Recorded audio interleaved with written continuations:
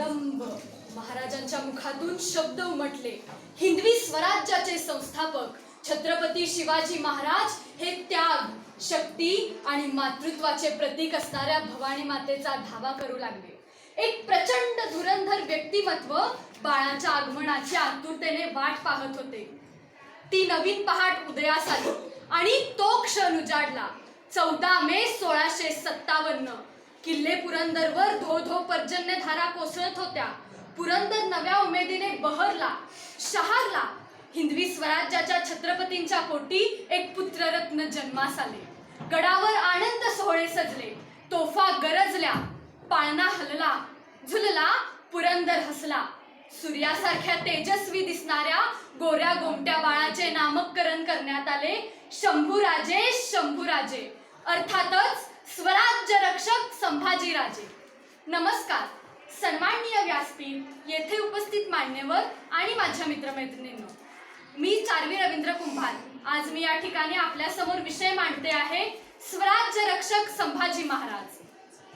आपल्या जन्मापासूनच या शिवबाच्या छाव्याला हा शिवबाचा छावा नियतीबरोबर, काळाबरोबर झगडत होता. अशा या शंभू बाळाला अवघ्या 2 वर्षातच मातृप्रेमाला पारखे व्हावे लागले. असा हा शंभू बाळ चंद्राच्या कोरीप्रमाणे वाढू लागला. तो धाराऊच्या मातृत्वाच्या प्रेमळ पदराखाली आणि जिजाऊच्या संस्कारांच्या छायेखाली. राजमाता जिजाऊंनी शंभू बाळांवर सत्यप्रियता, वाक्चातुर्य, धैर्य, निर्भयता, विजयाकांक्षा, शस्त्रप्रयोग यांसारखे संस्कार केले. याच संस्कारांच्या शिदोरीवर अवघ्या 8व्या वर्षी जयसिंगाच्या छावणीत जाऊन त्यांनी आपला निर्भीडपणा आणि बुद्धिमत्ता चातुर्याची चुणूक दाखवली.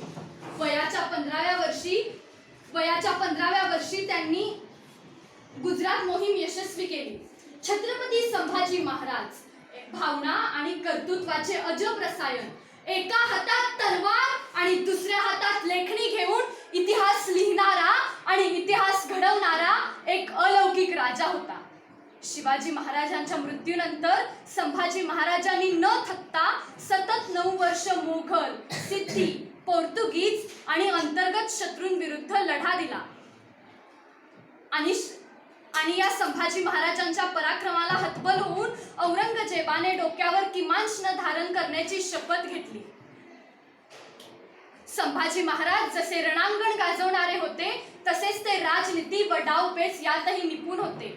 आपल्या वडिलांप्रमाणेच त्यांनी आपल्या रयतेची काळजी घेतली, प्रजेची हेळसांड होऊ दिली नाही. संभाजी महाराज हे स्त्री स्वातंत्र्याचे पुरस्कर्ते होते. त्यांनी महाराणी येसूबाईंना स्वराज्याचे सर्वाधिकार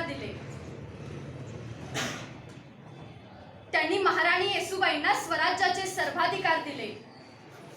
अवघ्या 32 वर्षाच्या आयुष्यात संभाजी महाराजांनी उभ्या हिंदुस्थानात इतका धाक व दरारा निर्माण केला की औरंगजेब स्वतः त्यांचा पाडाव करण्यासाठी महाराष्ट्रावर अमाप फौज घेऊन चालून आला.